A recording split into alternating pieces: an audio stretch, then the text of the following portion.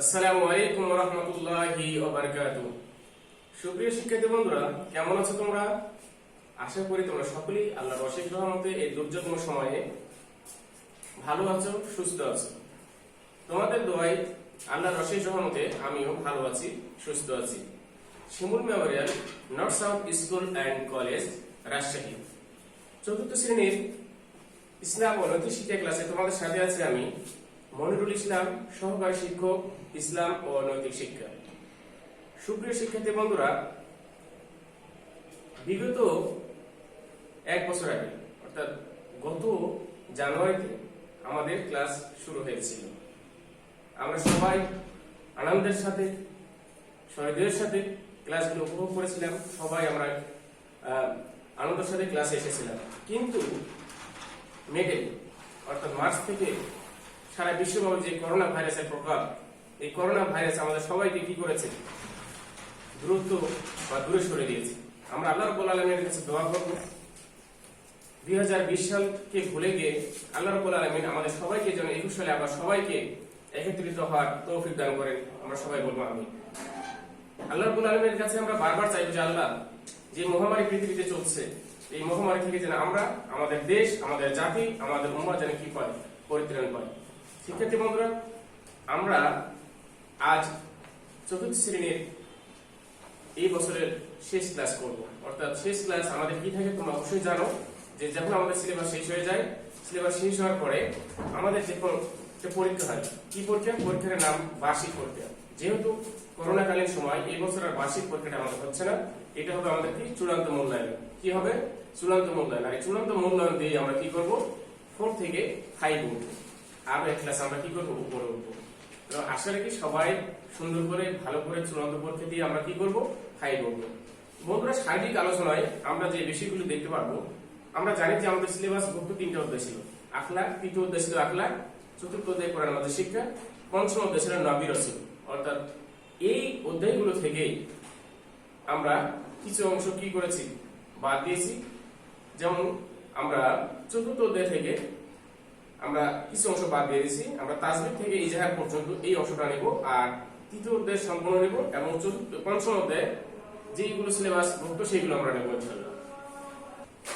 আলোচ্য বিষয়, তাহলে আজ আমরা আলোচনা করব সার্বিক আলোচনা, অর্থাৎ সর্ব আলোচনা। যে বিষয়গুলো আমরা আমাদের সিলেবাস ভুক্ত ছিল, যেগুলো আমরা পড়েছিলাম, সেই সবগুলো নিয়ে আজকে আমরা কি করব? আলোচনা করব, যেটাকে আমরা বলছি সার্বিক আলোচনা। সার্বিক আলোচনায় আমরা কি কি পাবো দেখে নেই। লোভ না করা, কারণ লোভ অনেক বড় ক্ষতি। লোভের কারণে মানুষ মৃত্যুর মুখে পতিত হয়। লোভ মানুষকে অন্ধত্বের দিকে নিয়ে যায়। লোভ মানুষকে কি করে? পশুত্ব বানিয়ে দেয়। তার মধ্যে মানুষত্ব থাকে না, যেমন সে লোভী হয়। পর নিন্দা না করা, এই যে সমাজে, রাষ্ট্রে, সব জায়গায় যেটা সবচেয়ে বেশি এখন পরিচালনা হচ্ছে, সেটা হলো পরনিন্দা। একে অপরের পিছনে লাগা, একে অপরের সঙ্গে দূরত্ব বজায়, একে অপরের সঙ্গে দূরত্ব সৃষ্টি করে কি? এই পরনিন্দা। একে অপরের অনুপস্থিতিতে তার সম্পর্কে বিভিন্ন ধরনের নানা মন্তব্য, খারাপ মন্তব্য, বিভিন্ন ধরনের আলাপ আলোচনা, তাকে নিয়ে যেন সবকিছু, এই যে পরনিন্দা, এইটা নিয়ে আমরা আলোচনা করব। তাসবিহ, মাখরাজ। তাসবিহ কি? ওয়ারাতিলিল কুরআন তারতিলা, অর্থাৎ কোরআন মাজিদে সুন্দর করে তারতিলের সহিত পড়তে হবে, যেটাকে বলছে তাসবিহ। মাখরাজ হলো, মাখরাজ কি? মাখরাজ হলো হরফ উচ্চারণের ইসলামকে মাখরাজ বলে। এই যে হরফ যে আমরা উচ্চারণ করবো, আরবি হরফ যে 17টি আছে, এই 17টির আরবি হরফ যে 29টি আছে, এই 29টি হরফের মধ্যে 17টি মাখরাজ আছে। এই মাখরাজ নিয়ে আমরা আলোচনা করবো। ঈদগাম, ইজহার নিয়ে আলোচনা করবো। ঈদগামটা কি? পাশাপাশি 2টি হরফ থাকবে, পাশাপাশি 2টি হরফ উচ্চারিত হবে, মাইয়ার, এরকম ভাবে। তারপর ইজহার, ইজহারটা কি? স্পষ্ট করে। হরফ হলকি পাবো আমরা সেখানে, হামজা, আইনা, গয়েন, 6টি পাবো। এই বিষয়গুলো নিয়ে আমরা আলোচনা করবো। বিশ্বের সর্বশ্রেষ্ঠ মানব রাহমাতাল লিল আলামিন, সর্বশ্রেষ্ঠ নবী রাহমাতাল লিল আলামিন মহানবী সাল্লাল্লাহু আলাইহি সাল্লামের জীবন আদর্শ নিয়ে আমরা কি করব? আলোচনা করব। হযরত জুলকিফল আলাইহিস সালাম, আল্লাহু আকবার। এই জুলকিফল আলাইহিস সালাম 3টা শর্ত মানার কারণে আল্লাহ রাব্বুল আলামিন তাকে নবী করে দিয়েছিলেন। এই জুলকিফল আলাইহিস সালাম সম্পর্কে আমরা জানব। হযরত জাকারিয়া আলাইহিস সালাম, জাকারিয়া আলাইহিস সালাম যখন সন্তান হচ্ছিল না, তিনি আল্লাহ রাব্বুল আলামিনের কাছে দোয়া করেছেন, রব্বি হাবলি মিনাস সালিহিন সাতাজিদুনি ইনশাআল্লাহু মিনাস সাবিরিন। তিনি যখন দোয়া করলেন, আল্লাহ রাব্বুল আলামিন জাকারিয়া আলাইহিস সালামকে সুসংবাদ দিয়েছিলেন, ইয়া জাকারিয়া, কোন অবস্থায়? তিনি নামাজে দাঁড়িয়ে আছেন। এই অবস্থায় জাকারিয়া আলাইহিস সালামকে আল্লাহ রাব্বুল আলামিন জিবরাইলের মাধ্যমে সংবাদ দিয়েছিলেন, কি দিয়েছিলেন? সংবাদ দিয়েছিলেন যে ইয়া জাকারিয়া ইন্না নুবাশশিরুকা বিগুলামিন ইসমুহু ইয়াহইয়া। আল্লাহ রাব্বুল আলামিন ইয়াহইয়া সম্পর্কে তোমাকে একটি ইয়াহইয়া অর্থাৎ তোমার যে সন্তান হবে ইয়াহইয়া তার সম্পর্কে তোমাকে কি দিচ্ছেন? সুসংবাদ দিচ্ছেন। সুবহানাল্লাহ। তাহলে চাইতে হলে কাকে চাইবো? আল্লাহ। সর্বোপরি আমরা যে জানবো যে সংক্ষিপ্ত প্রশ্ন উত্তর। সংক্ষিপ্ত প্রশ্ন আমাদের থাকবে 20টা। এই 20টার উত্তরগুলো আমরা কি জেনে নেব। তাহলে আমরা শুরুতে দেই লোভ না করা, তারকুল হাস। যার আরবি প্রতিশব্দ হচ্ছে কি? তারকুল হাস, অর্থাৎ লোভ না করা। যত পাই আরো চাই, বেশি বেশি চাই, এর নাম হলো লোভ। যত চাই মন ভরে না, আরো চাই, আরো চাই মন ভরে না, আবার বেশি বেশি চাই। আমার 10 তলা আছে 20 তলা হবে, 20 তলা আছে 30 তলা হবে, 30 তলা আছে 40 তলা হবে, 40 তলা আছে 50 তলা হবে। এইভাবে চাইতে চাইতে যত চাই তত পাই, বেশি চাই আরো চাই, এটা নাম হলো লোভ। আর এই লোভ করা হলো পাপ। লোভ করা কি বন্ধুরা? লোভ করা হলো পাপ। লোভ আমাদের অনেক ক্ষতি করে। লোভ আমাদের কি কি ক্ষতি করে? সামাজিক বন্ধন থেকে আমাদেরকে কি করে? বিশৃঙ্খলা করে, সমাজ থেকে দূরে দেয়, বন্ধু বান্ধবের কাছ থেকে আমাদেরকে দূরে সরে দেয়। তারপরে কি হয়? লোভী ব্যক্তিদেরকে কেউ ভালোবাসে না। যারা লোভ করে সবাই তাদেরকে ঘৃণা করে। সর্বোপরি আল্লাহ রাব্বুল আলামিন তাদেরকে কি করেন না? ভালোবাসেন না। তাহলে এই যে লোভ করার কারণে সমাজে কি হয়? দুঃখ বাড়ে, কষ্ট বাড়ে, পারস্পরিক বিভেদ সৃষ্টি হয় লোভের কারণে। তারপরে কি হয়? একে অপরের সাথে শত্রুতা সৃষ্টি হয় কিসের কারণে? লোভের কারণে। তাহলে লোভ সম্পর্কে আল্লাহ রাব্বুল আলামিন বলেন হাত্তা যুরুতুল মাকাবির। ওই সমস্ত লোভী মানুষরা তাদের লোভটা কখন শেষ হবে? যখন তাদেরকে কবরে শোয়ানো হবে। কবরে যখন তাদেরকে শোয়ানো হবে তখন তাদের লোভটা শেষ হবে। তখন তারা বুঝতে পারবে যে লোভটা আমাদের কি ক্ষতি করেছিল। তাহলে যত পাই আরো চাই, বেশি বেশি চাই, এর নাম হচ্ছে লোভ। তাহলে আমরা কি করবো না? লোভ করা থেকে অবশ্যই বন্ধুরা বিরত থাকবো। যেহেতু এই ক্লাসগুলো আমরা ইতিপূর্বে পড়েছি, বিদায় আমরা সংক্ষিপ্ত আকারে ক্লাসগুলো আবার করবো। তাহলে লোভ করা থেকে বিরত থাকবো। লোভের ক্ষতিটা কি আমরা সবাই জানি। আল্লাহু আকবার। দাউদ আলাইহিস সালামের উপর কোন কিতাব নাযিল হয়? জাবুর। তার কণ্ঠ ছিল সুমধুর। তারপর জাবুর কিতাব নাযিল হয়। এই জাবুর কিতাব তিনি যখন তেলাওয়াত করতেন, তখন কি পশু পাখি, সমুদ্রের মাছ, এমনকি অন্যান্য প্রাণীরাও কি করতেন? আল্লাহ রাব্বুল আলামিনের কাছে ফরিয়াদ করতেন, আল্লাহ দাউদ আলাইহিস সালাম যখন জাবুর তেলাওয়াত করেন তখন আমরা সেগুলো শুনতে যাব। আল্লাহ রাব্বুল আলামিন তাদের সেই প্রার্থনাগুলো কবুল করেছিলেন। পরে দাউদ আলাইহিস সালাম যখন জাবুর তেলাওয়াত করতেন শনিবারের দিন, সেই সময় সমুদ্রের মাছ, বনের পশু পাখিরা এসেছিল। কিন্তু বনী ইসরাইল নামে একটা জাতি ছিল লোভী। যে জাতিটাকে কি আল্লাহ রাব্বুল আলামিন নিষেধ করেছিলেন, এখানে বড় বড় মাছ আইবে যেগুলো দেখে তোমাদের লোভ হবে, কারণ মাছ তো আমরা খাই। আল্লাহ রাব্বুল আলামিন এই জন্য তাদেরকে সৃষ্টি করেছে যে আমাদের খাওয়ার জন্য। কিন্তু আল্লাহ রাব্বুল আলামিন যে নিষেধ করেছিলেন যে মাছগুলো কি করা যাবে না, মাছগুলো ধরা যাবে না। কিন্তু বনী ইসরাইলের কিছু মানুষ শনিবার দিন এই মাছগুলোকে যখন ধরতে গেলেন, আল্লাহ রাব্বুল আলামিন সাথে সাথে তাদেরকে কি করলেন? শাস্তি দিয়ে দিলেন, তাদেরকে বানরে পরিণত করে দিলেন। তাহলে দেখেন যারা লোভ করে তারা কত নিকৃষ্ট। আর লোভের শাস্তিটা আল্লাহ রাব্বুল আলামিন সাথে নগদ শাস্তি দিয়ে দেবেন। তাহলে আমরা কি লোভ করবো? অবশ্যই লোভ করবো না। লোভ থেকে বিরত থাকবো। অল্পতে আমরা তুষ্ট হবো। আমার যা কিছু আছে সেটা নিয়ে আমরা সন্তুষ্ট থাকবো। কারণ লোভ যদি করি, লোভ মানুষকে কোথায় নিয়ে যায়? মৃত্যুর দিকে নিয়ে যায় এবং মানুষের অনেক ক্ষতি করে। এটা আমাদের অবশ্যই মনে রাখতে হবে। আমরা লোভী হবো না, আমরা সদাইবান হবো। আমরা যতটুকু থাকবে ততটুকুতে আমরা সন্তুষ্ট থাকবো, আল্লাহর উপর ভরসা রাখবো। ইনশাআল্লাহ আল্লাহ রাব্বুল আলামিন আমাদেরকে কি রাখবেন? ভালো রাখবেন। এবার আমরা পড়বো পরনিন্দা সম্পর্কে, যেটার জন্য সমাজে অস্থিরতা, পারিবারিক অস্থিরতা, সামাজিক অস্থিরতা, বন্ধু বান্ধবের মধ্যে অস্থিরতা, বান্ধবীর মধ্যে অস্থিরতা, আরো কত কিছুর মধ্যে অস্থিরতা বিরাজ করে এই পরনিন্দার কারণে। একটা জিনিস আমরা জানি না, অযথায় তার নামে বদনাম রটায়, দুর্নাম রটায়, তার কাছ থেকে বিভিন্ন ধরনের খারাপ মন্তব্য করে নাউজুবিল্লাহ, এটা হলো দুর্নাম, পরনিন্দা করা। এই যে পরনিন্দা করা অর্থ হলো গীবত করা। এই গীবত করা হলো হারাম। গীবত করা কি? হারাম। পরচর্চা করা, দুর্নাম রটানো। আল্লাহু আকবার। এই সম্পর্কে বড় ঘটনা আছে, তোমরা 5 আইবে ইনশাআল্লাহ, 5 তোমাদেরকে শোনাবো ইনশাআল্লাহ। কারো অনুপস্থিতিতে তার দোষের কথা বলার নাম হলো গীবত। তাহলে কার অনুপস্থিতিতে? আমি অনুপস্থিত আছি অথবা অন্য কেউ অনুপস্থিত আছে, তার অনুপস্থিতিতে তার দোষের কথাগুলো আমরা কি করতেছি? বর্ণনা করতেছি। এটার নাম হলো গীবত, এটার নাম পরনিন্দা। তাহলে পরনিন্দা করা কি? হারাম। পরনিন্দা করা হারাম। যে পরনিন্দা করে তাকে পরনিন্দা করে। বন্ধুরা, পরনিন্দুক কাকে বলে এখানে অবশ্যই মনে রাখতে হবে যে পরনিন্দা করা অর্থ হলো গীবত করা, পরচর্চা করা, দুর্নাম রটানো। আর যে পরনিন্দা করে, যে পরের নিন্দা করে, নিজের নিন্দা করে না, নিজের সংশোধন, নিজের মধ্যে অনেক ভুল, নিজেকে আমি সংশোধন করবো না, আমি অন্য পিছনে লেগে থাকবো, অন্যকে পরনিন্দা করবো, অন্যর সাথে অন্য বিষয়গুলো নিয়ে আমরা লাগালাই করবো, বিভিন্ন ধরনের আলোচনা করবো। এই যে পরনিন্দা করে তাকে কি বলা হয়? পরনিন্দা বলে। আর পরনিন্দা করা সরাসরি হারাম ঘোষণা করেছেন কি? আল্লাহ। তাহলে মন আল্লাহ পরনিন্দা করতে নিষেধ করেছেন। কেননা পরনিন্দা করতে এই জন্য নিষেধ করেছেন, মুহাম্মদ সাল্লাল্লাহু আলাইহি সাল্লাম বলেছেন যে পরনিন্দা করাটা এমন একটা খারাপ কাজ যে আমরা যখন নিজের মৃত্যু ভয়ে গোশত খেতে অপছন্দ করি, আমরা খেতে পারবো? অবশ্যই না, অসম্ভব। পরনিন্দাটা করা হচ্ছে নিজের মৃত্যু ভয়ে গোস্ত খাওয়ার সমতুল্য, নাউজুবিল্লাহ। তাহলে আমরা কি করবো না?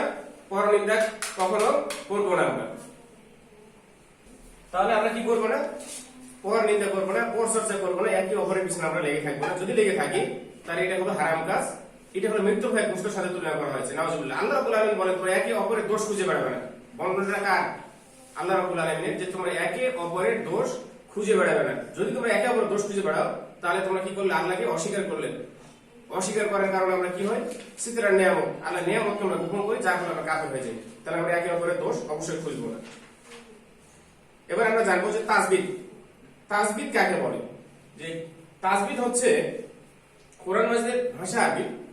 আমাদেরকে আরবি ভাষা শিখতে হয়। আরবি ভাষা আমরা সঠিক কিভাবে পড়বো না পড়বো এই জন্য আমাদের তাসবিহ শিখতে হবে। কোরআন মাজিদ শুদ্ধভাবে তেলাওয়াত করার জন্য যে নিয়ম রয়েছে তাকে তাসবিহ বলা হয়। অর্থাৎ কোরআন মাজিদ শুদ্ধভাবে তেলাওয়াত করার জন্য যে নিয়ম রয়েছে, কোরআন মাজিদ শুদ্ধ করে তেলাওয়াত করার জন্য যে নিয়ম রয়েছে তাকে আমরা বলছি কি? তাসবিহ। কোরআন মাজিদ তেলাওয়াত করলে কত? প্রত্যেকটা হরফে 10টি করে নেকি পাওয়া যায়। কেননা মহানবী আল্লাহ রাব্বুল আলামিন বলেছেন ওয়ারাতিলিল কুরআনা তারতিলা, কোরআন পড়তে হবে কি? তারতিলের সহিত, ধারাবাহিকতার সহিত। এবং মহানবী সাল্লাল্লাহু আলাইহি ওয়াসাল্লাম কি বলেছেন? যে খায়রুকুম মান তাআল্লামাল কুরআনা ওয়া আল্লামা, তোমাদের মধ্যে সর্বশ্রেষ্ঠ ব্যক্তি হলো ওই ব্যক্তি যে নিজে কোরআন শিখলো এবং অপরকে তা শিখালো, সেই হলো শ্রেষ্ঠ ব্যক্তি। বিদায় শ্রেষ্ঠ ব্যক্তি নির্বাচিত করার, শ্রেষ্ঠ ব্যক্তি বাছাই করার পন্থা আমরা পেয়ে গেলাম যে কে শ্রেষ্ঠ ব্যক্তি আর কে নিকৃষ্ট ব্যক্তি। হ্যাঁ, তাহলে অবশ্যই আমরা কি করব? কোরআন মাজিদ শুদ্ধভাবে তেলাওয়াত করার জন্য যে নিয়ম রয়েছে তাকে আমরা তাসবিহ বলছি। তাসবিহের পর আমরা দেখব মাখরাজ। মাখরাজ শব্দটি হলো আরবি শব্দ। কি শব্দ? আরবি শব্দ। তাহলে মাখরাজ শব্দের অর্থ কি? মাখরাজ অর্থ হলো উচ্চারণের স্থান, বের হওয়ার স্থান। কি উচ্চারণ হবে, কি বের হবে? আরবি হরফে মুখের বিভিন্ন স্থান থেকে উচ্চারিত হয়, যেমন কণ্ঠ, জিহ্বা, তালু, দাঁত, ঠোঁট ইত্যাদি। হরফ উচ্চারণের স্থানকে আমরা বলছি মাখরাজ। হরফ আলিফ, বা, তা, সা, জিম, এইভাবে যে হরফগুলো উচ্চারণ হয় এই হরফ উচ্চারণ স্থানকে আমরা বলছি মাখরাজ। আর আমরা জানি যে আরবি হরফ 17টি, আরবি হরফ 29টি। আরবি হরফ কয়টি? 29টি। আর মাখরাজ হলো 17টি। মাখরাজ কয়টি? 17টি। তাই মাখরাজ সম্পর্কে যেহেতু আমাদের বইয়ে বেশি আলোচনা নাই, আমরা বড় হলে আমরা উপর ক্লাসে মাখরাজ সম্পর্কে জানবো, হ্যাঁ, ইনশাআল্লাহ। এবার আমরা জানবো যে ইদগাম, সবচেয়ে গুরুত্বপূর্ণ একটা পড়া। কাছাকাছি উচ্চারণের দুইটি হরফকে যুক্ত করে পড়া ইদগাম বলে। কাছাকাছি উচ্চারণের দুইটি হরফকে যুক্ত করে পড়াকে আমরা বলছি ইদগাম। যেমন ফাহুম মুসলিমুন, মাইয়া রয়েছে ফাহুম মুসলিমুন, ফাহুম এখানে একটা মদ, তারপরে আবার মদ, দুইটা কাছাকাছি বন্ধ একসাথে আমরা পড়তেছি, এটা হলো ফাহুম মুসলিমুন। এখানে মিমের সাথে মিমটা ইদগাম করা হয়েছে। তারপরে কি দেওয়া আছে? তারপরে মির রব্বি। এই যে আমি যদি আরবিতে এখন লিখি মিন, নুন লিখবো, তারপর র থাকবে, তারপর বা থাকবে, তাহলে মির রব্বি, এই নুনটা এখান থেকে বাদ যাবে, মির রব্বি। তাহলে কাছাকাছি উচ্চারণে দুটো হরফকে যুক্ত করে পড়াকে আমরা বলছি ইদগাম। ইদগামের হরফ 6টি, ইয়া, র, মিম, লাম, ওয়া, নুন। ইদগামের মধ্যে আবার অনেক ভাগ আছে। ইদগামে বাগুন্না, ইদগামে বেলাগুন্না, এইগুলো তোমাদের পড়ানো হয়েছে। আবার উপর ক্লাসে যখন তোমরা যাবে তখন তোমাদেরকে আবার পড়ানো হবে। তোমরা অবশ্যই বাসায় বই দেখে এটা ভালোভাবে পড়ে নেবে। ইজহার, এই যে ছোট্ট একটা কথা দেখতে পাচ্ছি ইজহার। ইজহার শব্দের অর্থ হলো প্রকাশ করা। ইজহার শব্দের অর্থ হলো কি? প্রকাশ করা। কি প্রকাশ করি? আমরা বিভিন্ন হরফ দিয়ে আরবি উচ্চারণগুলো আমরা প্রকাশ করি। বর্ণে বা হরফের মাখরাজ অনুযায়ী স্পষ্ট করে উচ্চারণ করা, যেমন নুন সাকিন এবং তানবিনের পর যদি হরফে হলকি কয়টি? 6টি। হামজাহা, আইন, হা, গয়েন, খা। নুন সাকিন এবং তানবিনের পরে যদি হরফে হলকির যে কোনো একটা হরফ আসে তাহলে সেকে নাকের ভিতর না ঢুকে গুন্না ছাড়া স্পষ্ট করে পড়াকে বলছে ইজহার। অর্থাৎ নুন সাকিন এবং তানবিনের পরে হরফে হলকির 6টি হরফের যে কোনো হরফ আসলে তাকে কি গুন্না বা গুন্না ছাড়া স্পষ্ট করে পড়াকে বলছে কি? ইজহার। যেমন মিন খাউফ, মিন খাউফ, মাইয়ারা, মিন এটা নাকের ভিতর নিতে পারবো না আমরা। মিন খাউফ, যেমন লিলাফি কুরাইশ আমরা পড়ি, লিলাফি কুরাইশ ইলাফিহিম লিলানা শিতায় সাইফ ফালিয়াবুদু রাব্ব হাযাল বাইত আল্লাযী আত'আমাহুম মিন জু ওয়া আমানাহুম মিন ওয়া আমানাহুম মিন খাউফ। তাহলে নুন সিন ও তানবিনের পর খ আসছে, এখানে নাকের ভিতর আমরা ঢোকাবো না, এখানে আমরা স্পষ্ট করে পড়বো। অর্থাৎ নুন সিন এবং তানবিনের পরে হরফ হলকির হরফ কয়টি? হামজাহা, আইন, হা, গয়েন, খ। এই 6টি হরফের যে কোনো একটা হরফ আসলে সেটাকে আমরা সরাসরি স্পষ্ট করে পড়বো, কোনো গুন্না বা নাকের ভিতরে ঢুকে বা ইদগাম এটা করবো না, স্পষ্ট করে পড়বো। এটাকে বলছি আমরা ইজহার। এবার আমরা জানবো বিশ্বের সর্বশ্রেষ্ঠ মানব, সর্বশ্রেষ্ঠ রাসূল, সর্বশ্রেষ্ঠ নবী জনাব মহানবী হযরত মুহাম্মদ সাল্লাল্লাহু আলাইহি সাল্লামের জন্ম পরিচয়। আমরা জানি যে আল্লাহ রাব্বুল আলামিন যুগে যুগে নবী রাসূল প্রেরণ করেছেন কিসের জন্য? মানুষের হেদায়েতের জন্য, মানুষকে আল্লাহর পথে ডাকার জন্য। আল্লাহ রাব্বুল আলামিন বলেন ওমা কুননা মুআযিবিনা হাত্তা নাবাসা রাসূলা, অর্থাৎ কোন জাতিকে কোন সম্প্রদায়কে আমি আমার নবী না প্রেরণ করে, আমার প্রতিনিধি না প্রেরণ করে আমি তাদেরকে কি করে নেই? ধ্বংস করে নেই। বিদায় একটা জাতি, একটা সম্প্রদায়, একটা গোষ্ঠী যখন কি করে আল্লাহকে ভুলে গিয়ে বিভিন্ন পাপাচারে লিপ্ত হয়, আল্লাহর সাথে শিরক করে, বিভিন্ন দেবদেবীর পূজা করে, খুন খারাপি, রাহাজানি, সমাজে রাষ্ট্রে বিশৃঙ্খলা সৃষ্টি করে, তখনই আল্লাহ রাব্বুল আলামিন গোত্র ভাগ করে নিয়ে নবী প্রেরণ করেছিলেন যে কি তাদেরকে ভালো করার জন্য। কিন্তু তার মধ্যে ফারিকুন ফিল জান্নাতি ওয়া ফারিকুন ফিস সাইর, কিছু মানুষ ভালো হয়েছে, কিছু মানুষ তাদের অনুসারী আজও রয়েছে। বিদায় আমরা মুহাম্মদ সাল্লাল্লাহু আলাইহি সাল্লামের জীবন আদর্শ অনুসরণ করব, কেননা আল্লাহ রাব্বুল আলামিন বলেছেন ওয়া মা আরসালনাকা ইল্লা রাহমাতাল লিল আলামিন, এটা তো রহমত স্বরূপ আল্লাহ রাসূলকে বলেছেন। তারপর তিনি বলেছেন লাকাদ কানা লাকুম ফি রাসূলিল্লাহি উসওয়াতুন হাসানাহ, কোন ব্যক্তির, কোন বস্তুর বা কোন কারো জীবন অনুসরণ করা যাবে না, জীবন অনুসরণ করব জীবনে কার? মুহাম্মদ সাল্লাল্লাহু আলাইহি সাল্লামের, কেননা তার জীবনে রয়েছে তোমাদের জন্য সর্বশ্রেষ্ঠ উত্তম জীবন আদর্শ। তাহলে মুহাম্মদ সাল্লাল্লাহু আলাইহি সাল্লামের জীবন আদর্শ আমরা জানলাম, উত্তম জীবন আদর্শ। এবার আমরা জানব জন্ম পরিচয়। মুহাম্মদ সাল্লাল্লাহু আলাইহি সাল্লাম 570 খ্রিস্টাব্দে মক্কা নগরীতে জন্মগ্রহণ করেন। কোথায় জন্মগ্রহণ করেন? মক্কা নগরীতে জন্মগ্রহণ করেন। তার পিতার নাম ছিল আব্দুল্লাহ। তিনি যখন জন্মগ্রহণ করেন তার আগে তার বাবা মারা যায়। কি হয়? তার আগে তার বাবা অর্থাৎ তার আব্বা ইন্তেকাল করেন। তার বয়স যখন 6 বছর তখন তার মা ইন্তেকাল করেন। তার মার নাম ছিল আমিনা। তার মার নাম কি ছিল? আমিনা। এই যে মুহাম্মদ সাল্লাল্লাহু আলাইহি সাল্লাম জন্মগ্রহণ করলেন, জন্মগ্রহণ করার পরে সেই যুগের নিয়ম ছিল যে এলাকার মানুষ শুদ্ধভাবে কথা বলতে পারতো, মানে শুদ্ধভাবে কথা বলতে পারতো। আমরা যখন বিভিন্ন অঞ্চলে থাকি, বিভিন্ন অঞ্চলের মানুষ বিভিন্নভাবে কথা বলে, তার মধ্যে যে অঞ্চলের মানুষ শুদ্ধ ভালোভাবে কথা বলতে পারে, এই ভাষা শেখানোর জন্য মুহাম্মদ সাল্লাল্লাহু আলাইহি সাল্লাম কি একজন মেয়ে ছিলেন, তার নাম আমরা জানি, অবশ্যই তার নাম জানি। তিনি হলেন বনু সাদ গোত্রের মহিলা। কোন গোত্রের মহিলা? বনু সাদ গোত্রের মহিলা বিবি হালিমা। তিনি ছিলেন মুহাম্মদ সাল্লাল্লাহু আলাইহি সাল্লামের দুধ মা। এই যে মুহাম্মদ সাল্লাল্লাহু আলাইহি সাল্লাম বিবি হালিমার কাছে 5 বছর ছিলেন। মুহাম্মদ সাল্লাল্লাহু আলাইহি সাল্লামের অনেক বড় বড় ঘটনা রয়েছে যেগুলো তোমাদের বইয়ে নাই। হ্যাঁ, এটা আমরা পরে জানবো। মুহাম্মদ সাল্লাল্লাহু আলাইহি সাল্লামকে 5 বছর পর তিনি যখন তার মায়ের কাছে ফেরত দিয়েছিলেন, মুহাম্মদ সাল্লাল্লাহু আলাইহি সাল্লাম তার মায়ের কাছে ছিলেন, হঠাৎ করে তার বাবাকে দেখে টান ধরেছিলেন, তার বাবাকে দেখবেন, অর্থাৎ তার বাবা ইন্তেকাল করেছিল তার জন্মের আগেই। এই যে মুহাম্মদ সাল্লাল্লাহু আলাইহি সাল্লামকে তার মা তার বাবার কবর যখন দেখাতে নিয়ে যান, সেখানেই তার মা ইন্তেকাল করেছিলেন। সেই সময় মুহাম্মদ সাল্লাল্লাহু আলাইহি সাল্লামের বয়স ছিল কত বছর? 6 বছর। তার মার বয়স ছিল, তার মুহাম্মদ সাল্লাল্লাহু আলাইহি সাল্লামের বয়স ছিল 6 বছর। তাহলে বাবা আগে মারা গেল, পরে মা মারা গেল। এই যে মা যখন মারা গেল তখন তার লালন পালনের দায়িত্ব কে নেবেন? তার লালন পালনের দায়িত্ব নিলেন তার দাদা আব্দুল মুত্তালিব। এই আব্দুল মুত্তালিব কি করেছিলেন? 8 বছর বয়সে, মুহাম্মদ সাল্লাল্লাহু আলাইহি সাল্লামের যখন 8 বছর বয়স তখন তার দাদা মারা গেছিলেন। অর্থাৎ আস্তে আস্তে আস্তে পর্যায়ক্রমে তার জীবনে বিপদ নেমে আসলো। এই যে মুহাম্মদ সাল্লাল্লাহু আলাইহি সাল্লাম কি করলেন? এই যে মুহাম্মদ সাল্লাল্লাহু আলাইহি সাল্লাম তার চাচার তত্ত্বাবধানে মানুষ হলেন। মানুষ হওয়ার পর তিনি আস্তে আস্তে বড় হলেন। সমাজের বিশৃঙ্খলা দেখে তিনি ভাবতে লাগলেন যে একটা মক্কায় সেই সময় জুয়া খেলাকে কেন্দ্র করে একটা যুদ্ধ হয়েছিল, হারবুল ফিজার, যে যুদ্ধটা স্থায়ী ছিল অন্যায়ের সমর। এই অন্যায়ের সমর থেকে মুহাম্মদ সাল্লাল্লাহু আলাইহি সাল্লাম ব্যথায় ব্যথিত হয়েছিলেন যে কি করে এটা সম্ভব? মানুষ মানুষকে খুন করে, মানুষের পিছনে লাগে থাকে, মানুষের সঙ্গে রাহাজানি, খুন খারাপি, কাটাকাটির মধ্যে লিপ্ত থাকে। এটা দেখে মুহাম্মদ সাল্লাল্লাহু আলাইহি সাল্লাম মক্কার কিছু উৎসাহী যুবকদেরকে নিয়ে একটা সংঘ গঠন করেছিলেন। যে সংগঠনের নাম ছিল কি? হিলফুল ফুজুল। হিলফুল ফুজুল কি ছিল? হিলফুল ফুজুল। হিলফুল ফুজুল অর্থ হলো শান্তি সংঘ। মুহাম্মদ সাল্লাল্লাহু আলাইহি সাল্লাম বয়স যখন 15 বছর তখন তিনি এই সংঘ গঠন করেছিলেন। আর এই সংঘ স্থায়ী ছিল কত বছর? 50 বছর। তাহলে মুহাম্মদ সাল্লাল্লাহু আলাইহি সাল্লাম মায়ের নাম আমরা জানলাম, বাবার নাম জানলাম। তিনি যে হারবুল ফিজার একটা যুদ্ধ থেকে তিনি ব্যতীত হয়ে একটা সংগঠন করেছিলেন মক্কার কিছু উৎসাহী যুবকদেরকে নিয়ে, সেই সংগঠনের নাম আমরা জানলাম যে হিলফুল ফুজুল। আর হিলফুল ফুজুল মুহাম্মদ সাল্লাল্লাহু আলাইহি সাল্লামের বয়স যখন 15 বছর তখন তিনি এটা করেছিলেন। আর কি করেছিলেন? আর এটাই করেছিলেন যে এটা 50 বছর, অর্থাৎ হিলফুল ফুজুলটা কি 50 বছর স্থায়ী ছিল। আল্লাহু আকবার। এইভাবে মুহাম্মদ সাল্লাল্লাহু আলাইহি সাল্লাম বিভিন্ন ভাবে মানুষ সেবা করেছেন। আমরা জানি যে বুড়িমার করা তার রাস্তায় কাটা দিতেন। আবার আমরা জেনেছি যে মুহাম্মদ সাল্লাল্লাহু আলাইহি সাল্লাম তার মাকেও সম্মান দিয়েছেন। কিভাবে? সাহাবীদের সাথে তিনি বসেছিলেন। মুহাম্মদ সাল্লাল্লাহু আলাইহি সাল্লামের কাছে বিরুদ্ধে যখন আসলেন, আসার পরে তিনি তার গায়ে চাদর বিছিয়ে দিয়েছিলেন।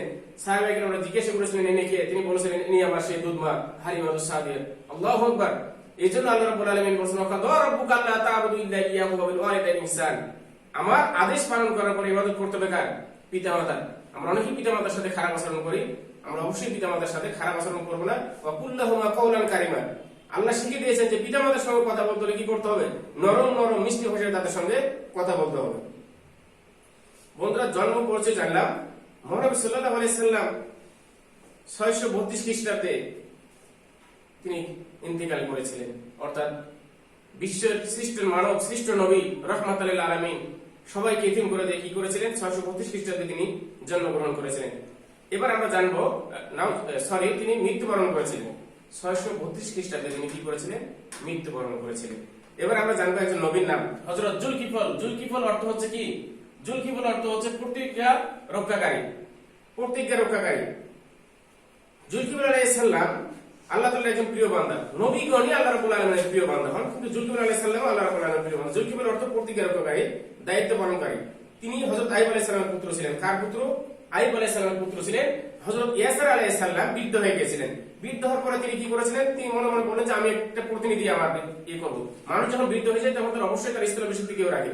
এই জন্য ইয়াসার আলাইহিস সালাম তিনটা শর্ত দিয়েছিলেন যে কি করতে হবে, সারা রাত ইবাদত করতে হবে, সারাদিন রোজা থাকতে হবে, কোনো সময় রাগ করা যাবে না। এই শর্তটা, এই তিনটা শর্ত মেনে নিয়েছিলেন হযরত জুলকিফল আলাইহিস সালাম। তিনি সারা জীবন এই শর্তগুলো পূরণ করেছিলেন। এই জন্য আল্লাহ রাব্বুল আলামিন তাকে কি দিয়েছেন, পুরস্কার দিয়েছেন, তাকে নবী করে দিয়েছিলেন। সুবহানাল্লাহ। তাহলে জুলকিফল আলাইহিস সালাম, জুলকিফল অর্থ আমরা জানলাম যে প্রতিজ্ঞা রক্ষাকারী, দায়িত্ব পালনকারী।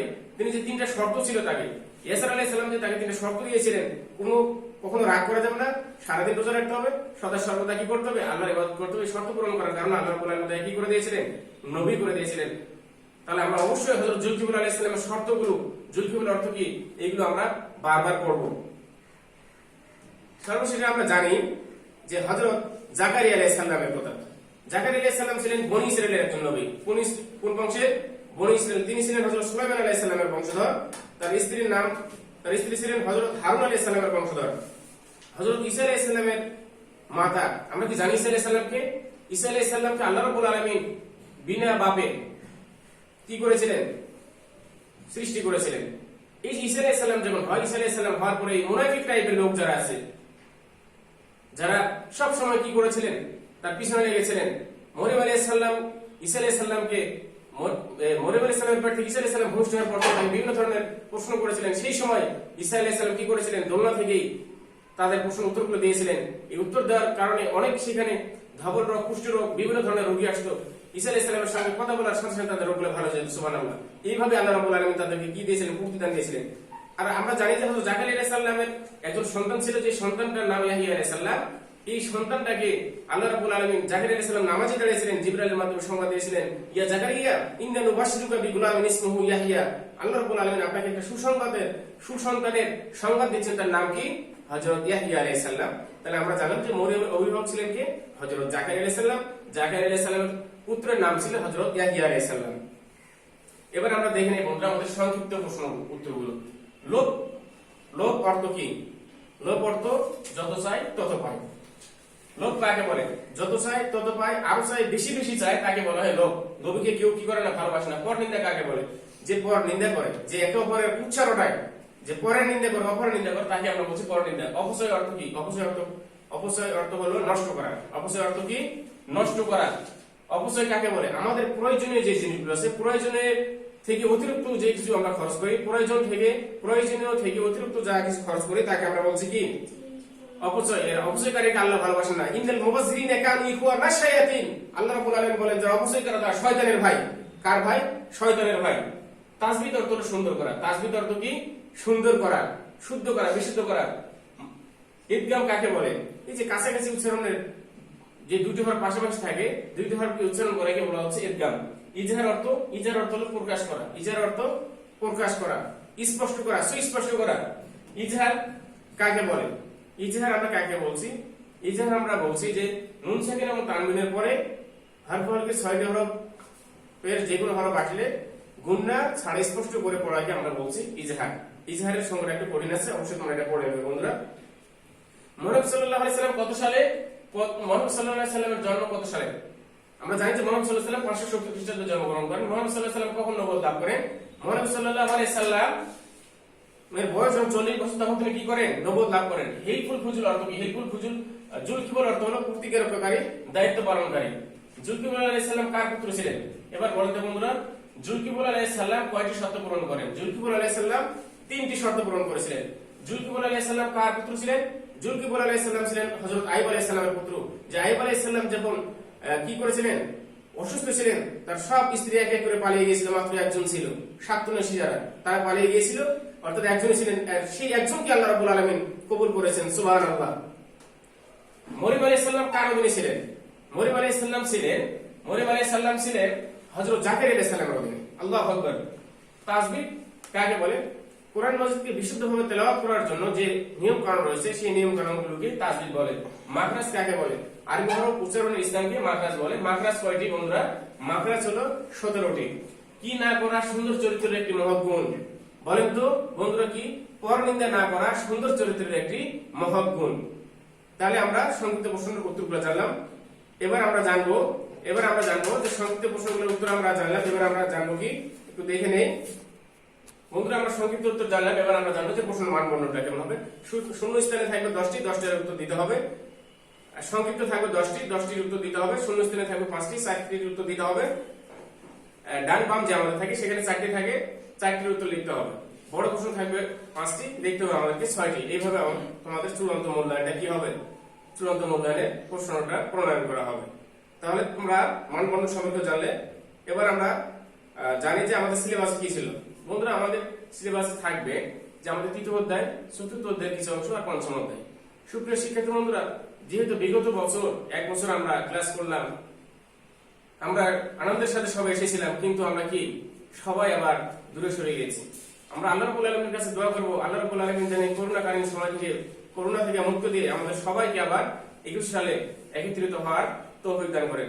সুপ্রিয় শিক্ষার্থী বন্ধুরা, আমি আশা রাখি তোমরা সবাই ভালো থাকবে, তোমরা আমাদের জন্য দোয়া করবে। 2021 সালের অগ্রিম শুভেচ্ছা জানিয়ে তোমাদের উত্তরোত্তর মঙ্গল কামনা করে এখানে শেষ করছি। আল্লাহ হাফেজ।